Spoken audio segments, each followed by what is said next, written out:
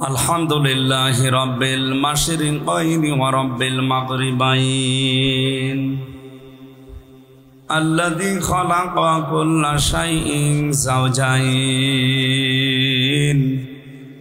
wa awjaba alayna al-ihsana bil walidayn wa nashhadu an la ilaha illallah wahdahu la sharika lah wa ashhadu anna Muhammadan abduhu wa rasuluhu sayyidul kaunain sallallahu alaihi wa ala alihi wa sahbihi wa tabi'ihi ajma'in laila wa naharan fit tarafain faqad qala Allah ta'ala fi kalamihil majid wa burhanihit tauhid a'udzu billahi minasy syaithanir rajim. Bismillahirrahmanirrahim. Zuyyina linnasi hubbus syahawati minan nisa'i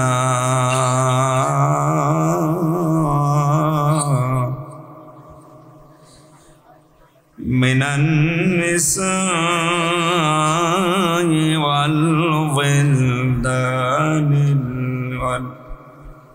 wal banina wal qanatiril muqantarati minad dhahabi wal fiddati wal khaylil musawwamah والخيل المصومة والأنعام والحرث ذلك متاع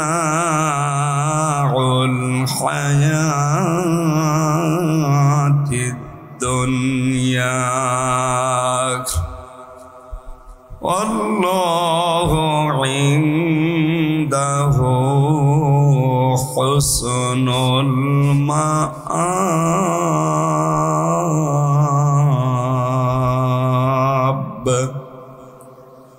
Sadaqta ya Rabbana. Allahumma salli ala sayyidina maulana Muhammad.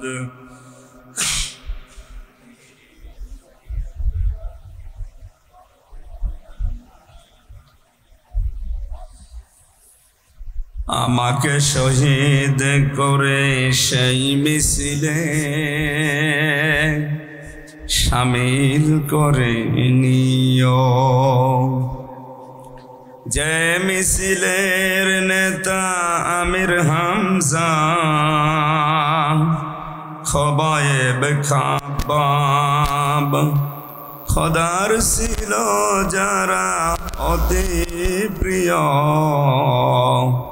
শামিল করে নিও। আলহামদুলিল্লাহ।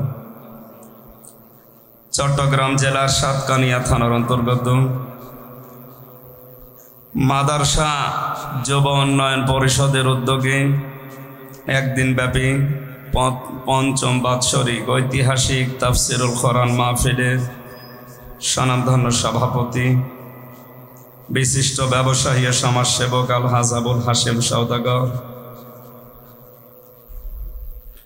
সম্মানিত আহ্বায়ক জনাব জাফর আহমেদ, মাহফিলের প্রধান অতিথি মাননীয় জাতীয় সংসদ সদস্য আলহাজ এম এ মোতালেব সিআইপি, বিশেষ অতিথি ডাক্তার আ.ম.ম.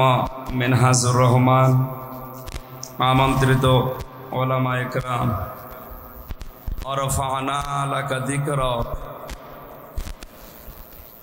সম্মানিত ওলামা ইকরামের সম্মান মর্যাদা আরো কামনা করছে আল্লাহ যেন দান করেন, বলেন আমিন। সামনে বসা মুসলমান ভাইরা, পর্দার আড়ালের সম্মানিতা মা এবং বোনেরা, প্রশাসনের ভাইরা, প্রাণ প্রিয় চট্টগ্রামবাসী, দল মত নির্বিশেষে কোরআনের এই অনুষ্ঠানে যারা ইবাদত মনে করে এসেছি, খুশি হয়ে বলছে আলহামদুলিল্লাহ।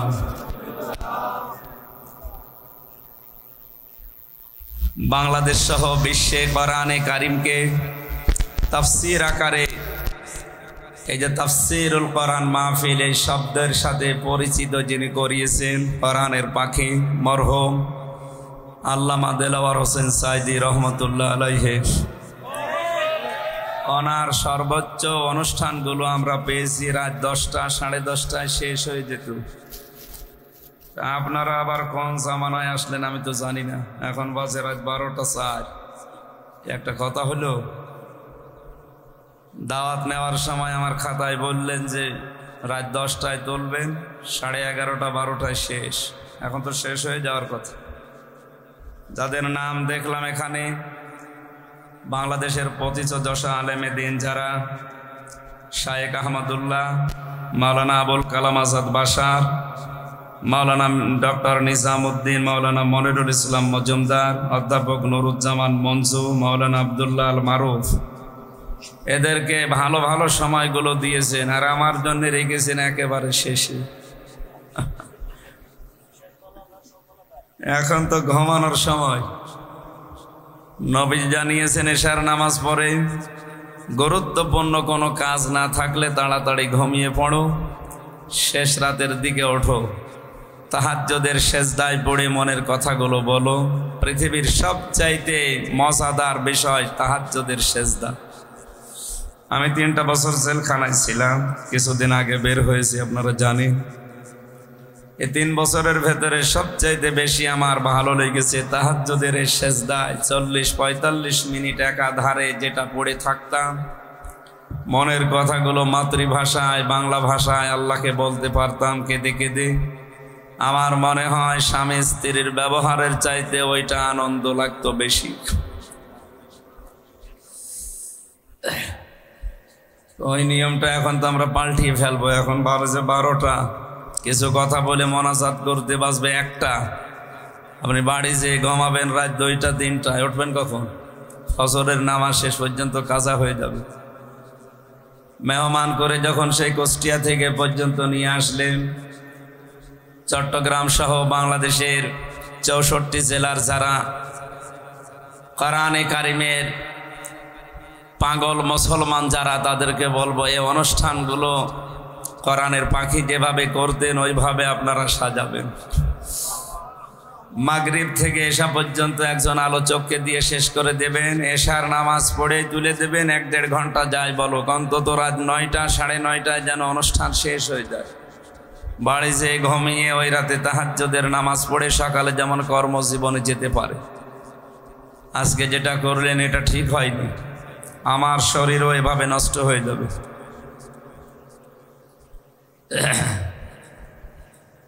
3 বছর জেলখানায় কি খেয়েছি আল্লাহ জানে, আর আমরা জানি।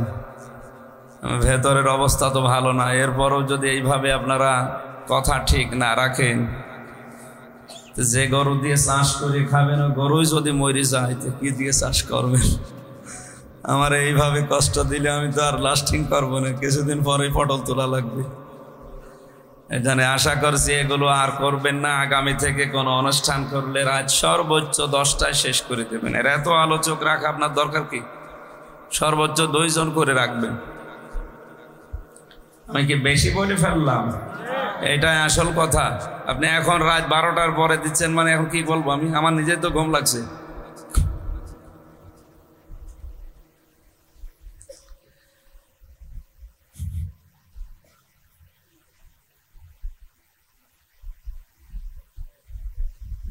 কথা দিয়ে যারা কথা রাখে না, আমরা তাদেরকে কি বলি জানো? আপনারা নিজের কথায় নিজে কিন্তু ধরা খাবেন। এই জন্য জোরে বলার দরকার নেই, আস্তে করে বলেন। কি বলে জানো না, ওটা আর বলার দরকার নেই। আগামীতে আমি আবার বলছি, এটা করবেন না ভাই, সবার কষ্ট হবে। আমাদের সবার কর্মজীবন আছে। এই অধ্যাপক মঞ্জু সাহেব, উনি একটা কলেজের অধ্যাপক। আজকে আসার সময় দেখলাম গাড়িতে ঝিমাচ্ছে। ও ক্লাসে যে কি করবে বলে? কালকে মহেশখালীতে ছিল, হয়তো সারা রাত ওইভাবে করে ঘুরে বেড়িয়েছি। আজকেও এখন রাতে 12টা 12:30 বাজবে বাড়িতে ঘুমাতে, আরো বাড়ির পরিবারের সময় নেই। এসব মিলে কালকেও ক্লাসে ঘুমাবে। ওনার বেতন হালাল হবে? আশা করছি এগুলো বন্ধ করেন ভাই। এটা যেহেতু রেকর্ড হচ্ছে, এখান থেকে সারা বাংলাদেশের সবাইকে জানাচ্ছি। ভারতে আমার 1-1.5 মাস থাকা লাগে, তাদেরকেও বলছি এই নিয়মটা পাল্টাবেন। এখানে তো তাও রাত 12টা 1টা শেষ হচ্ছে, ওখানে সারা রাত। ভারতের কলকাতার মুর্শিদাবাদে একবার আমার বলছে, হুজুর এশার নামাজ পড়ার পরে আপনি ঘুমান, আপনারে পরে তুলবো। ঘুম দিয়ে উঠে দেখি রাত 3টা বাজে। বলছে হুজুর চলেন মানে যে এখন কেন? হুজুর আপনারে আমরা সকাল সকাল তুলছি, যে যদি সকাল হয় তো বিকাল কখন? রাত বাজে এখন 3টা, আরো বলছে সকাল সকাল তুলছি। তার মানে ওরা আরো দেরি করে তুলত না। সবাইকে বলছে এই নিয়ম পাল্টাবেন। নবীজির কথা মতো যদি না চলেন, তাহলে আপনার শরীরে বিভিন্ন রোগ বাসা বাঁধবে। বিশ্বনবী সারা জীবনে কোনোদিন তার গ্যাস্ট্রিক, আলসার, পেটের পীড়া এইগুলো কোনোদিন হয়নি। আমাদের এগুলো বেশি। কারণ কি? খাবারের ঠিক নেই আর ঘুমের ঠিক নেই। এই কারণে এই রোগগুলো দিন যত যাচ্ছে আমাদের বাড়ছে। যারা এতক্ষণ পর্যন্ত সে আসর থেকে কথা বলেছেন, আমি দেখতে পাচ্ছি জোহরের পর থেকে ভালো ভালো সময়গুলো ভাইরা আপনারা নিয়ে নিলেন আর আমারে দিলেন। এইভাবে আপনারা কি কাজটা ঠিক করলেন? ঠিক আছে। তারপরও আমার বড় ভাই সবার জন্য দোয়া করছি। ওয়ারাফা'না লাকা যিকরাক, আল্লাহ এদের মর্যাদার সম্মান দুনিয়া আখিরাতে আরো বাড়িয়ে দাও। বলেন আমিন। আমি সম্মান কামনা করেছি আলেমদের। কাদের? বলেন আলেম কারা? পৃথিবীতে যারা জ্ঞান অনুযায়ী আমল করে, নবীজির ভাষায় তারা আলেম। কি কথা বলেন না কেন? জ্ঞান অনুযায়ী আমল করা মানুষ আলেম এখন পৃথিবীতে কম না বেশি? না, দিন দিন আরো হারিয়ে যাচ্ছে। যে কয়েকজন করতো ওদেরকে আল্লাহ তুলে নিচ্ছে। কথা বলেন না কেন? নবীজি জানিয়েছিলেন ইন্তেকালের আগে যে কিয়ামতের আগে আল্লাহ পাকে পৃথিবী থেকে ইলম তুলে নেবে। সাহাবা ইকরাম বললেন কিভাবে? বলেন ইলমওয়ালা মানুষগুলোকে আল্লাহ তুলে নেওয়ার মাধ্যমে ইলম তুলে নেবে। আপনি তাকান এই কয় বছরের ভেতরে বাহারুল উলুম ছাড়া সবচাইতে বড় জ্ঞানী মানুষ এই বাংলাদেশ সহ বিশ্ব থেকে আল্লাহ তুলে নিয়েছে। এজন্য জ্ঞান অনুযায়ী আমাদের যাদের আমল হচ্ছে না তাদেরকে আমরা আলেম বলিও না, আলেম মনেও করি না। কোরআনে কারীম জানিয়েছে ইন্নাল্লাযীনা ইয়াকতুমুনা মা আনজালাল্লাহু মিনাল কিতাবি ওয়া ইয়াশতারুনা বিহি সামানান কালীলা উলাইকা মা ইয়াকুলুনা ফি বুতুনিহিম ইল্লান নার ওয়ালা ইউকাল্লিমুহুমুল্লাহু ইয়াওমাল কিয়ামাতি ওয়ালা ইউযাক্কিহিম ওয়ালাহুম আযাবুন আলীম। জোরে বলেন আল্লাহু আকবার। সূরা বাকারা 2 নম্বর পারার 5 নম্বর পৃষ্ঠার 3 নম্বর লাইনের 174 নম্বর আয়াতে আছে। তাফসিরে ফি জিলালিল কোরআন সাইয়্যিদ কুতুব এভাবে লিখেছেন, আল্লাহ পাক বলেন নিশ্চয় যে বা যারা একতমনা কাতামা, একতম মানে গোপন করা। এটা মজারে বর্তমান, ভবিষ্যৎ, প্রেজেন্ট, ফিউচার। এখন যারা করছে, ভবিষ্যৎ বলতে কিয়ামত পর্যন্ত যারা করবে। মানজালাল্লাহু মিনাল কিতাব, আল্লাহ পাক এই কিতাবের ভেতরে যা নাজিল করেছেন সেই কথাগুলো, এটা গোপন করার দ্বারা ইহুদিরা খুশি হয়। খ্রিস্টানরা খুশি হয়, সর্বোপরি বাংলাদেশের নামধারী মুসলমান মুনাফিক যারা এরা খুশি হয়। এদেরকে খুশি করার জন্য কোরআনের সঠিক কথাগুলো দুনিয়ার কোন স্বার্থ পেয়ে যারা গোপন করে রাখে, আল্লাহ পাক বলেন গোপন করার দ্বারা তাদের হাদিয়া তোফা বেড়ে যায়, তাদের নজর নিয়াত যেটা ছিল তাদের ওইটা বেড়ে যায়, তাদের সেই জায়গা ছিল ওই জায়গা থেকে বাতিলরা আরো উপরে তুলে দেয়। আমার তো মনে হয় আয়াত পড়ার পরে ১৫০০ বছর আগে আল্লাহ যা বলেছেন বাংলাদেশে এখন খাপের খাপ মমতাজের বাপ মিলে যাচ্ছে।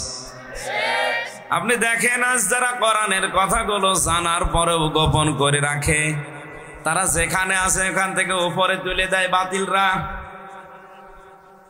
জেলা শহরের মসজিদে যদি ইমাম থাকে, যে ইমাম কোরআনের যত কথা গোপন করতে পারছে তাদেরকে আজ তত বড় জায়গায় দেওয়া হচ্ছে,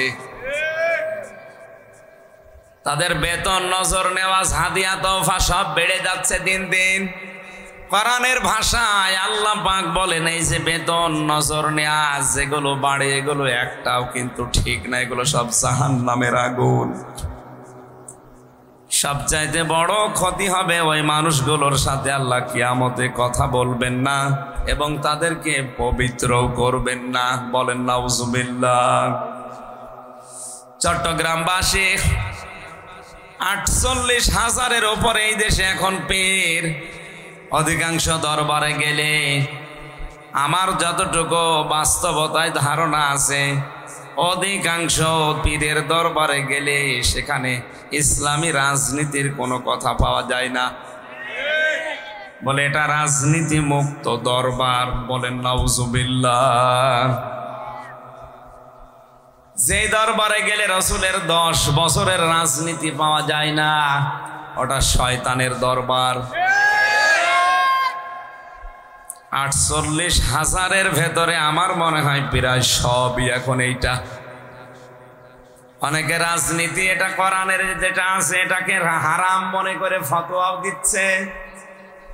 এর দ্বারা তারা বাতিলের কাছে নজর নেয়াজ পাচ্ছে, পদ পদবি পাচ্ছে, বিভিন্ন চেয়ার পর্যন্ত পেয়ে যাচ্ছে। কথা বলেন না কেন? এই চট্টগ্রামে নেই? হ্যাঁ, নাম ধরা লাগবে। এগুলোর দ্বারা আপনি টাকা পয়সা অর্থ সম্পদ পদ পদবি চেয়ার চা কামাই করছেন, আল্লাহর ভাষায় সব জাহান্নামের আগুন। এখন যদি বলেন ওরা জানে না, হ্যাঁ জানে, ওর চাইতে শয়তান আরো বেশি জানতো। এই কথা বলেন না কেন? ওর জ্ঞান আর কতটুকু আছে? শয়তানের জ্ঞান ওর চাইতে 1000 গুণ বেশি ছিল। ও জ্ঞানের ওপরে আমল না করার কারণে মারদুদ হয়ে গেছে, শয়তান হয়ে গেছে। আজও বিশ্বে যারা কোরআনে কারিমের জ্ঞান পাওয়ার পরে যারা দুনিয়ার স্বার্থে পেয়ে আমল করে না, ওগুলো শয়তানের চাইতেও খারাপ। কারণ ওর পেটে এখন যা গিয়েছে, এই মাগরিবের পরে খাবার খেয়েছে, ওটা জাহান্নামের আগুন। আপনি বলতে পারেন না দেখলাম সাগরের মাছ দিয়ে খাবার খেয়েছে, কে বলেছে ওটা সাগরের মাছ? উলাইকা মা ইয়াকুলুনা ফি বুতুনিহিম ইল্লান নার। আল্লাহ বলেন পেটে যা দিয়েছে জাহান্নামের আগুন ছাড়া আর কিছু না। এই আয়াত তো আমি বানালাম। বলেন, আপনি যদি এই কথা শোনার পরে যদি আপনাকে শত্রু মনে করেন, আমাকে না, আপনাকে আমি বাঁচার জন্য বললাম। শয়তান আপনাকে দখল করে ফেলেছে, আপনি টের পাচ্ছেন না। আপনি এখনো ফিরে আসেন, ঘর যখন কেটে যাবে তখন টের পাবেন। অধ্যাপক মঞ্জু সাহেব এখন যদি বাড়িতে যাওয়ার পরে ওনার স্ত্রী ওনারে গালি দেয়, শুয়োরের বাচ্চা, আর ভালো লাগবে? এক কথা বলে না কেন? ওনার রাগ হবে না? না রাগ হবে মানে না, রাগ হবে না। ওনার যদি জ্ঞান থাকে উনি চিন্তা করবে আমার শিক্ষিতা বউ, ধার্মিক বউ, ভালো বংশের মেয়ে কোনোদিন আমার মুখের ওপরে চোখ তুলে কথা বলে না। আর আজকে সালাম দেওয়ার পরে আমারে কুকুরের বাচ্চা, শুকুরের বাচ্চা বলে গালি দিচ্ছে। অবশ্যই আমার বউরে ভূতে ধরেছে। কিসে ধরেছে? এরে জিনে ধরেছে, ভূতে ধরেছে, পরিতে ধরেছে। তাছাড়া স্বাভাবিক থাকলে তো আমারে গালি দেওয়ার কথা না। কোরআনের কথা শোনার পরে যার চরিত্রের সাথে মিলে যায়, এখন যদি লোকটা আল্লাহর উপরে রাগ না করে হামজার উপরে রাগ করে, বুঝতে হবে ওর স্বাভাবিক নেই, ওরে শয়তান দখল করে ফেলেছে।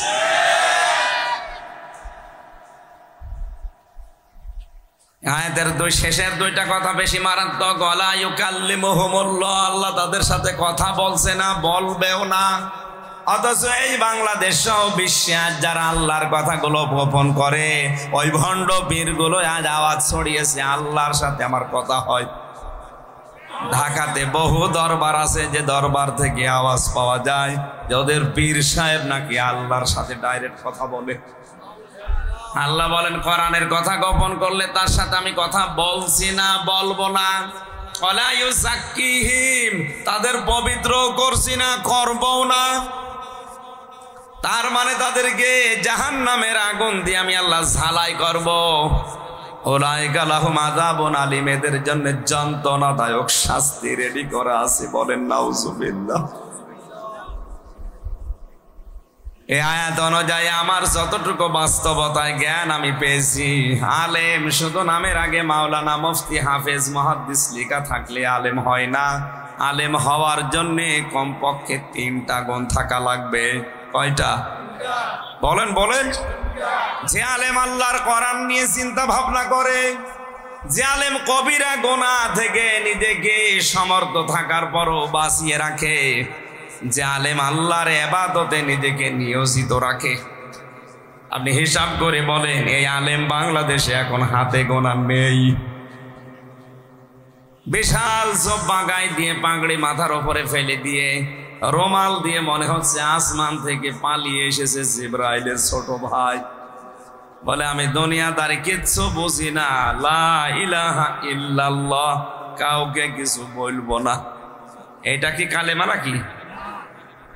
এটা একটা বিপ্লবাত্মক কথা। লা ইলাহা ইল্লাল্লাহ এ কথা যদি কেউ ঘোষণা দেয়, এর বিপরীতে যারা আছে তাদের সাথে সংঘর্ষ পাবে। মুহাম্মদ রাসূলুল্লাহ কালেমার দাওয়াত দিয়ে তিনি শত্রু হয়েছিলেন জালেমদের, আর তার দাওয়াত যারা কবুল করেছে তারাও কিন্তু জালেমদের টার্গেট হয়েছিল। আজ আমরা অনেকেই কালেমার দাওয়াত দেই, যাদের কাছে দেয় ওরাও বোঝে না, যে দেয় সেও বোঝে না। আপনি সহজ কথাটা কেন মাথায় নিতে পারেন না? বিশ্বনবী মুহাম্মদ রাসূলুল্লাহর মতো ভালো মানুষ এই কালেমার দাওয়াত দিতে গিয়ে তিনি টার্গেট হয়ে গেলেন 82 বার ইহুদিদের। কতবার? আরো জোরে বলেন। আমার তো হাদিসের দিকে তাকিয়ে মনে হয় আজ ফিলিস্তিন সহ, আফগানিস্তান সহ এই বিশ্বের যত মুসলমানেরা কালেমা বুঝে পড়ে তাদেরই টার্গেট করে আজ ইহুদিরা। ফিলিস্তিনকে এমনি টার্গেট করে নাই। 82 বার যদি বিশ্ব নবীকে ওরা জীবিত অবস্থায় মেরে ফেলার জন্য টার্গেট নেয়, এমনকি মারা যাওয়ার পরেও তাকে কবর থেকে তুলে নেওয়ার জন্য ষড়যন্ত্র করেছিল।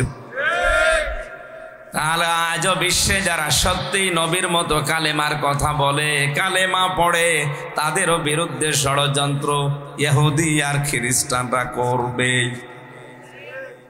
আমেরিকার সুরটা একটু নরম দেখে অনেকে বিভ্রান্ত হচ্ছে। না, ইহুদি, খ্রিস্টান, বৌদ্ধ, হিন্দু, মাজুসি, শুধু মুসলমান বাদ দিয়ে 4500 জাতি এখন দুনিয়ায়, সব ওরা এক। কোরআনে কারিমে আল্লাহ পররাষ্ট্র নীতির আয়াত দিয়েছেন, ইয়া আইয়ুহাল্লাযীনা আমানু লা তাত্তাখিযুল ইয়াহুদা ওয়ান নাসারা আউলিয়া বা'দুহুম আউলিয়াউ বা'দ। খুব ভালো করে শোনেন, হয়তো আয়াতটা এভাবে শোনেননি। আলেম যারা আছে তাদেরকে বলছি, ওহে যারা ইমানের দাবি করো, এটা সূরা মায়েদার 51 নম্বর আয়াত, তাদেরকে বলছি লা তাত্তাখিযুল ইয়াহুদা ওয়ান নাসারা আউলিয়া, ইহুদি আর নাসারাদেরকে তোমরা কখনো বন্ধু হিসাবে গ্রহণ করবা না। এই আয়াতটা কার? বলেন বলেন। আয়াতের পরবর্তী শব্দ কি? বাদুহুম আউলিয়া ও বাদ, যখন তারা একে অপরের বন্ধু। পররাষ্ট্রনীতির এই আয়াতটা আল্লাহ এমনিতে নাযিল করেন নাই। বিশ্বে টিকে থাকতে হলে, বিশ্বে চলতে হলে পররাষ্ট্রনীতি এটা একটা ইবাদত, এটা আপনার লাগবে। ইহুদি, খ্রিস্টান, বৌদ্ধ, হিন্দু যারা আছে তারা যদি একে অপরের বন্ধু হয়ে কাজ করে তখন আর তাদের সাথে মিল মহব্বত দিয়ে চলা যাবে না। আজ ইহুদিরা খ্রিস্টানদের বন্ধু, খ্রিস্টানরা হিন্দুদের বন্ধু, হিন্দুরা বৌদ্ধদের বন্ধু। আপনি কি মনে করছেন চীন, রাশিয়া, আমেরিকার সাথে দ্বন্দ্ব? এটা তো মুখে মুখে, ভেতরে ওদের সব এক মুসলমান টাইট করার জন্য।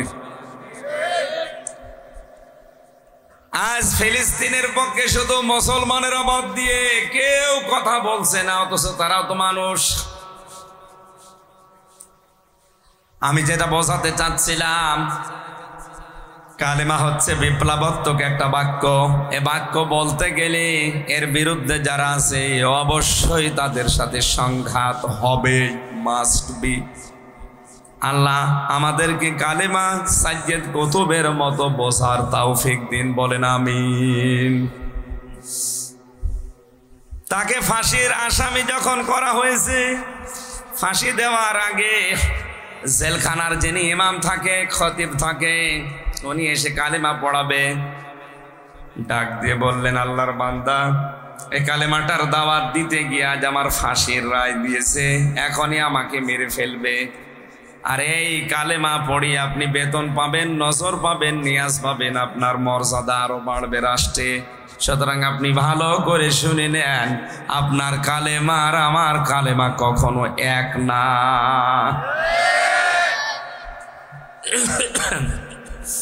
এদিন আমি সে আলেমের মর্যাদা কামনা করি না, আমি আলেমদের মর্যাদা কামনা করি। ওই আলেম, যে আলেমদেরকে ইমাম তাইমিয়া রহমতুল্লাহ আলাইহি জানিয়েছেন তিনটা জায়গায় পাওয়া যায়। 1 নম্বরে মাটির নিচে, 2 নম্বরে জিহাদের ময়দানে, 3 নম্বরে জালেমের জেলখানায়। আল্লাহ আলেমদের মর্যাদা তুমি সত্যিই বাড়িয়ে দাও, হাক্কানি আলেমদের, বলেন আমিন। দরুদ আর সালাম পড়ছে আমাদের নবী মুহাম্মদ রাসূলুল্লাহ সাল্লাল্লাহু আলাইহি ওয়াসাল্লামের প্রতি। আমার আজকের তেলাওয়াতকৃত আয়াত সূরা আলে ইমরানের 14 নম্বর আয়াত। আমাদেরকে কিছু জিনিসের প্রতি আকর্ষণ তৈরি করে দিয়েছেন। যেহেতু তাফসীরুল কোরআন মাহফিল লেখা, জোহরের পর থেকে যত মানুষের নাম দেখলাম তাফসীর আকারে হয়তো তারা কথা বলেছে, মূল কথা আপনারা শুনে ফেলেছেন। আমি তো ছোট মানুষ, যতটুকু পারি আয়াতের উপরে আমার যতটুকু স্টাডি আছে, পড়াশোনা আছে, তাফসীর আকারে আমি বলার চেষ্টা করব ইনশাআল্লাহ। শয়তান যদি আশপাশে থাকে তাকে যেন আমরা তাড়াতে পারি। শয়তান তাড়ানোর দোয়া আগে পড়েন। আউযু বিল্লাহি মিনাশ শাইতানির রাজিম, বিসমিল্লাহির রহমানির রহিম।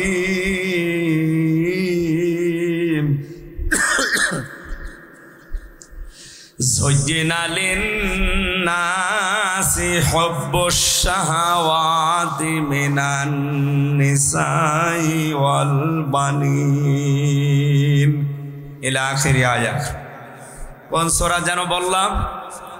সূরা আলে ইমরান। 200টা আয়াত আছে, মাত্র একটা আয়াত পড়েছি, 14 নম্বর আয়াত। 8টা বিষয় আছে আয়াতে। কয়টা? আল্লাহ পাক বলেন আকর্ষণীয় করিয়ে দিয়েছি, শোভন করে দিয়েছি, মায়া মহাব্বত ভালোবাসা তৈরি করে দিয়েছি 8টা জিনিসের উপরে। দুনিয়ায় 8টা জিনিসের মধ্যে মানুষ দুর্বল, এর দিকে মানুষের ঝোঁক, ভালোবাসা, মহাব্বত, আকর্ষণ বেশি। চট্টগ্রামবাসী, আপনি এবার নিজের সাথে মিলাবেন আপনার এই 8টা জিনিসের প্রতি ভালোবাসা আছে কিনা। আর আয়াতের শেষ কথা আল্লাহ আমাদের কি জানাতে চেয়েছেন? 1 নম্বরে পৃথিবীর মানুষের ভালোবাসা, আকর্ষণ আমি আল্লাহ তৈরি করে দিয়েছি তার স্ত্রীর প্রতি। কার প্রতি? আরো জোরে বলেন। বিশ্বনবী জানিয়েছেন আমার কাছে 3টা জিনিস ভালো লাগে, পছন্দ হয়। এক নম্বরে সুগন্ধি, 2 নম্বরে নামাজ, আর 3 নম্বরে আমার নিজের স্ত্রী। কার স্ত্রী?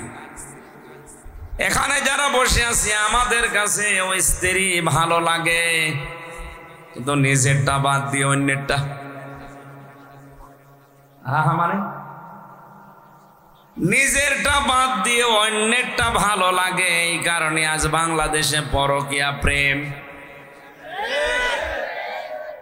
আমি আয়াতের তাফসীর পড়তে গিয়ে তাফসীরে হাক্কানিতে পেয়েছি, কেউ যদি পরকীয়া প্রেমে লিপ্ত হয় কমপক্ষে দুনিয়া আখিরাত মিলে তার 6টা ক্ষতি হবে।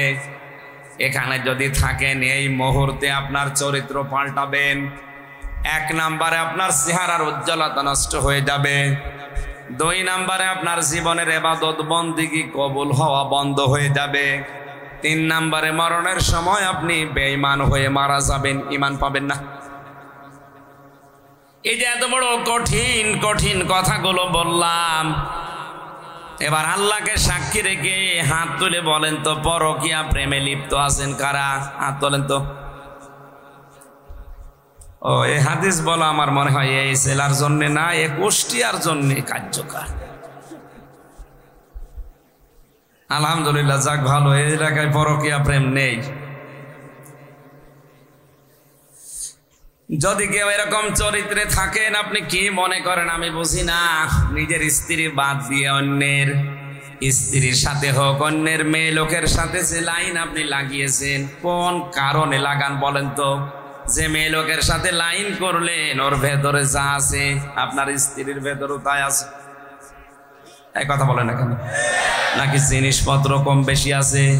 না, সব পুরোপুরি ঠিক। হ্যাঁ, এখানে একটু ছোট্ট কথা বলা দরকার। এখানে হাজারো স্বামী বসে আছে, এই কারণে বলছি।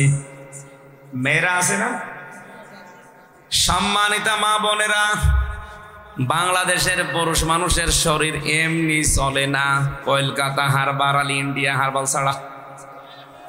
কথা বলছেন এখানে? এদের যে যৌবন এ তো এমনি চলে না। এরপরও যদি কোনো পুরুষ মানুষ আপনারে রেখে লাইন করে, বুঝতে হবে শুধু ওই পুরুষের একা দোষ না, আপনারও কিছু দোষ আছে। আল্লাহর নবী জানিয়েছেন এই পৃথিবীতে যখন স্বামী বাড়িতে আসবে, দুনিয়ায় যত কাজ থাক সব কাজ মেয়েদের জন্য নিষিদ্ধ। স্বামীকে আগে হাসি মুখে সালাম দিয়ে তাকে সময় দেওয়া মেয়েদের জন্য বড় ইবাদত।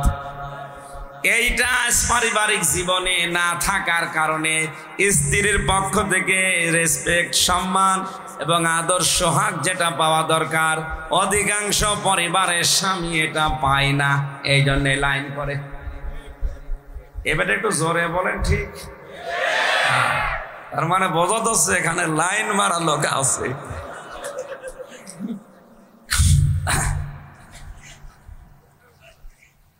আল্লাহর নবী জানিয়েছেন পৃথিবীতে আমার কাছে স্ত্রী ভালো লাগতো, আমাদের কাছেও ভালো লাগছে।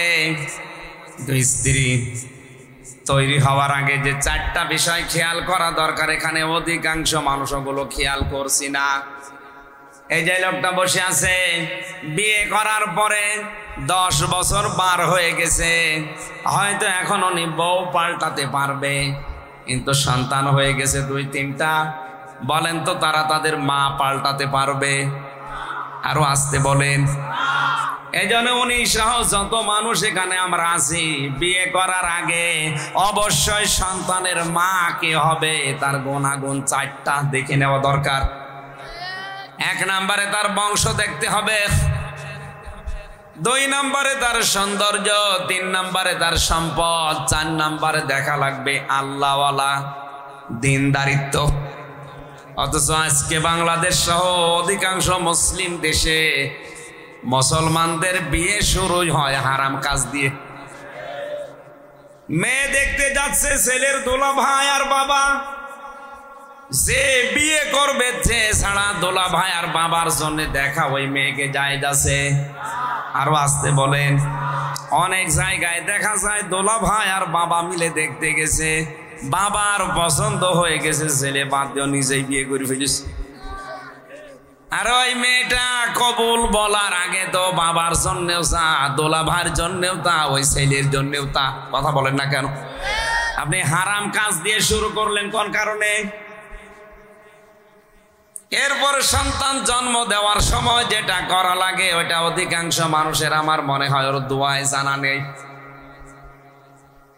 রংপুরে এক মাহফিলে গিয়েছিলাম, এক মুরব্বি এসে বলছে, হুজুর আসসালামু আলাইকুম। চেহারা দেখে তো মনে হচ্ছে অনেক বয়স, কি ছেলে মেয়ে আছে আপনার? কয়টা? 9টা। 9টা ছেলে মেয়ে হয়ে গেছে। দাদা বলে আগে ডাকলাম, বললাম দাদা সন্তান জন্ম দেওয়ার সময় একটা দোয়া পড়া লাগে, একটু বলেন দেখি। বছর হুজুর দোয়া এখনো পড়া হয়নি। তো ও দোয়া এখনো পড়েননি, 9টা জন্ম দিয়েছেন, আবার কবে পড়বেন? অথচ ওই দোয়ার ভেতরে মারাত্মক 2টা কথা আল্লাহকে বলা হয়, বিসমিল্লাহি, আমি আল্লাহর নামে আরম্ভ করছি আজকের বাসর রাত, আজকের এই সংসার। আল্লাহুম্মা জান্নিবিনা শাইতান ও জান্নিবিশ শাইতান মা রাযাকতানা, আমি এবং আমার স্ত্রী দুইজনেই শয়তান থেকে আল্লাহর আশ্রয় চাই, এবং আমাদেরকে রিজিক হিসাবে আল্লাহ তুমি যা দেবে সন্তান আদি ওগুলো যেন শয়তান থেকে নিরাপদ থাকে, মুক্ত থাকে।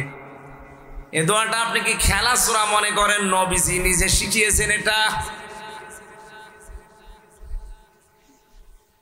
আজ আমাদের স্ত্রীগুলো যে 4টা গুণ দেখে বিয়ে করার দরকার ছিল, প্রথম 3টা হয়তো অনেকেই দেখে, হ্যাঁ বংশ দেখে, তার সৌন্দর্য দেখে, তার সম্পদ দেখে।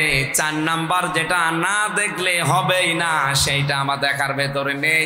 এই জন্য অধিকাংশ পরিবারে আজ জান্নাতের কাঙ্ক্ষিত সুখ নেই। পরিবারগুলো আজ জাহান্নামের অগ্নিকুণ্ডে, মনে হচ্ছে অগ্নিকুণ্ড জ্বলছে, জাহান্নামের আগুন জ্বলছে। এখানে একটা দোয়া শেখায়, আমি স্বামী, প্রত্যেকে স্বামী যারা আছেন তারা দোয়া করবেন, রব্বানা হাব লানা মিন আজওয়াজিনা ওয়া যুররিয়াতিনা কুররাতা আ'য়ুনি ওয়াজআলনা লিল মুত্তাকিনা ইমামা।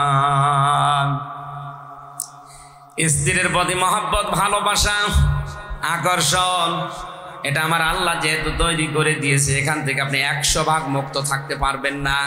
কিন্তু সাবধান, এদের পেছনে থাকতে গিয়ে যেন আপনার বিশাল জীবন আখিরাত নষ্ট হয়ে না যায়।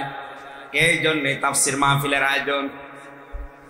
সূরা মুনাফিকুনের 9 নাম্বার আয়াতে আমার আল্লাহ আমাদেরকে সতর্ক করছেন ভালোবেসে, ইয়া আইয়ুহাল্লাযীনা আমানু লা তুলহিকুম আমওয়ালুকুম ওয়ালা আওলাদুকুম আন যিকরিল্লাহ ওয়া মান ইয়াফআল যালিকা ফাউলাইকা হুমুল খাসিরুন।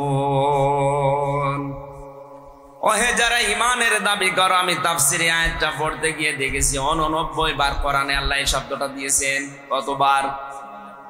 মুফাসসির লিখেছেন আল্লাহ পাক যখন এই আয়াত দিয়ে মানুষকে ডাকেন, বিশেষ করে ইমানদারকে, তখন তার কুদরতি হাত এভাবে উঁচা করে ডাকেন, ইয়া আইয়ুহাল্লাযীনা আমানু, জোরে বলেন সুবহানাল্লাহ। ডাক দেন মায়া দিয়ে, মহব্বত দিয়ে। লা তুলহিকুম আমওয়ালুকুম ওয়ালা আওলাদুকুম, হালাক হয়ে যেও না, গাফেল হয়ে যেও না, উদাসীন হয়ে যেও না, ধ্বংস হয়ে যেও না। তোমাদের সম্পদ আদি আর সন্তান আদির পেছনে পড়ে আমি আল্লাহর জিকির থেকে, এখানে আন জিকিরিল্লাহ আই আন আমরিল্লাহ, আল্লাহর আদেশ থেকে। ওয়া মান ইয়াফআল যালিকা ফাউলাইকা হুমুল খাসিরুন। কোন মানুষ যদি এ কাজ করে, স্ত্রী, সন্তান, সম্পদ এগুলোর পেছনে পড়ে আমার আল্লাহর আইনগুলো যদি ভুলে যায়, আল্লাহ পাক বলেন ওই লোকটার জীবন ক্ষতিগ্রস্ত। বলেন নাউজুবিল্লাহ। এই আয়াতটার সাথে আমি বাংলাদেশ এবং বিশ্বের অন্যান্য মুসলিম অনেকগুলো দেশের সাথে মিলিয়ে মিল পাই না। আমি রিমান্ডে যখন ছিলাম, আমি নাম নিলাম না, এক হিন্দু অফিসার আমারে উনি বলছিল, আমি মিশন ওমানে ছিলাম, 2 বছর ওখানে আমি ছিলাম। যে হোটেলে খাবার খেতাম, খুব ভালো করে মিলাবেন। 2টা বছর আমি ওই হোটেলে খাবার খাই, ওদের ভাষা আমার আয়ত্ত হয়ে গেছে। এই 2টা বছরের ভেতরে দেখলাম ওই দোকানে যে খাবার দিয়ে যায়, পানি দিয়ে যায়, তরকারি দিয়ে যায়, ওই ছেলেটা হচ্ছে দোকানদারের ছোট ছেলে। দোকানদার বসে ক্যাশ কাউন্টারে বসে টাকা গুনতেছে, আর ওই ছেলেটা সারাদিন ডিউটি করে, ওই কাজ করে, পানি দেয়, তরকারি দেয়, ভাত দেয়, এভাবে করে। ওনার একদিন জিজ্ঞাসা করলাম, আপনার নিজের ছেলে, আপনি এত বড় দোকানের মালিক, এত টাকা পয়সা, আপনার ছেলেটাকে ভালোভাবে লেখাপড়া করিয়ে একটা ভালো জায়গায় তুলে দিতে পারেননি? লোকটা ওনার ভাষা দিয়ে আমারে বুঝিয়েছে। কোরআনের একটা আয়াত পড়ে, সূরা তাগাবুনের 14 নম্বর 15 নম্বর আয়াত, ইয়া আইয়ুহাল্লাযীনা আমানু ইন্না মিন আযওয়াজিকুম ওয়া আওলাদিকুম আদুওয়াল লাকুম ফাহযারুহুম ইলা আখিরি আয়াত। আমি সহ এখানে যত মানুষ বসে আছি সবার জন্য ওই হিন্দু অফিসারের কথাটা মনের ভেতরে লাগবে, আপনি ভালো করে শোনেন। উনি আমারে বলছিলেন, ওই যে ওমানের ওই দোকানদার আমাকে বলছে, আপনি কোন দেশে বাড়ি আমি জানি না, আপনি জাতিতে কি আমি তাও জানি না, কোরআনের যে আয়াত পড়লাম আপনি কি বুঝেছেন?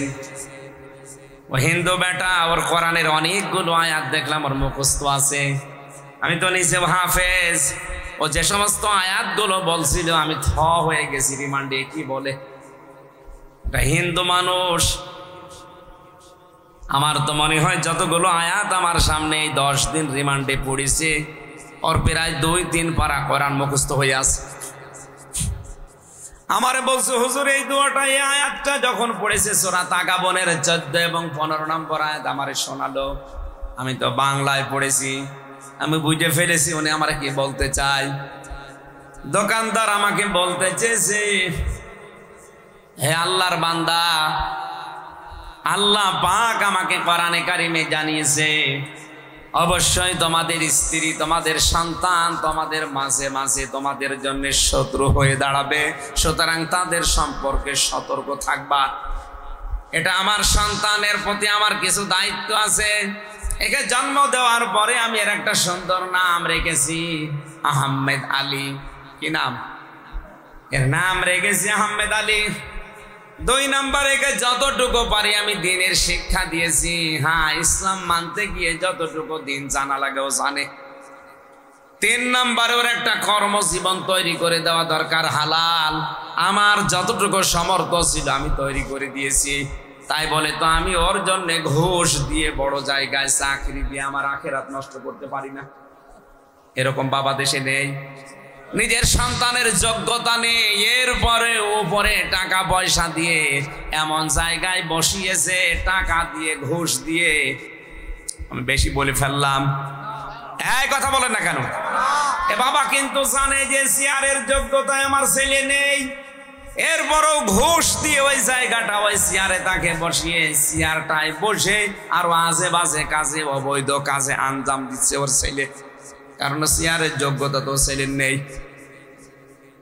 দোকানদার বলছে, আল্লাহর বান্দা, 4 নাম্বার, ওকে আমি একটা সৎ পাত্রী দেখে পাত্রস্থ করেছি, ওকে আমি একটা সৎ পাত্রী দেখে বিয়ে দিয়েছি। নবীজি আমাকে 4টা দায়িত্ব দিয়েছিল, আমি পুঙ্খানুপুঙ্খানুভাবে আদায় করলাম। ওর জন্যে দুনিয়াদার হয়ে আমি তো জাহান্নামে যেতে পারি না। আপনি হিসাব করে মিলান তো বাংলাদেশের সাথে কি সমস্যা? কি প্রশাসনিক কি কারণ? এর চাইতে আবার কি কবরের নিচের ওয়াজ করব? স্ত্রীর গুণাগুণ বললেও যদি আপনার সমস্যা হয়, এ মাহফিল দিয়েছেন কেন? আগামীতে মমতাজ গান দেবেন, বিশেষ মোনাজাত করেন। কিসের মোনাজাত? এখন তো মোনাজাত করলে বদদুয়া করব।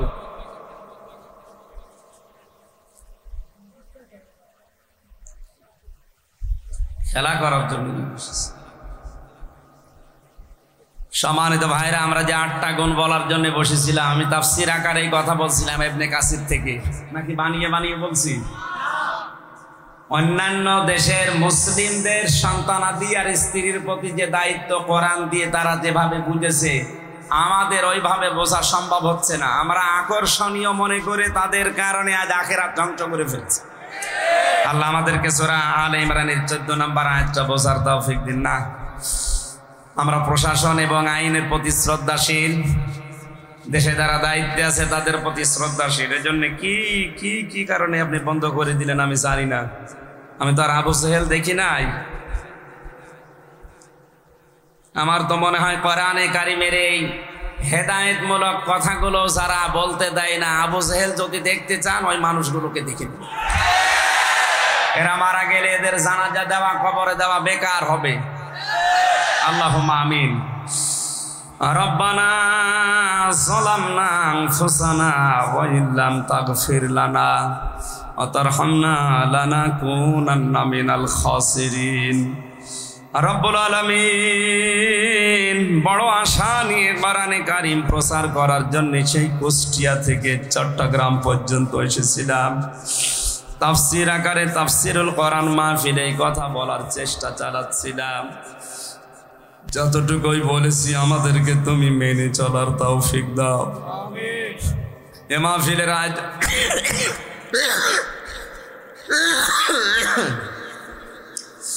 আয়োজন যারা করেছে, শোনার জন্য যারা এসেছে, মূল কথাগুলো আমরা বলতেও পারলাম না। যতটুকুই বলেছি আমাদের জীবনে আমল করার তৌফিক দাও। আগামীতে এই মাহফিলটা কোরআনের প্রচারের জন্য আরো বিশাল আকারে মঞ্জুর করে নাও। যারা এই কোরআনের প্রচারের সাথে জড়িত তাদেরকে হেদায়েত নসিব করো। যারা না বুঝে বন্ধ করে দিল তাদেরকে হেদায়েত নসিব করো। এলাকায় মাটির নিচে যত মানুষ কবরে আছে এদেরকে মাফ করে দাও। যখনই মরণ আসবে একবার হলেও যেন পড়তে পারি লা ইলাহা ইল্লাল্লাহু মুহাম্মাদুর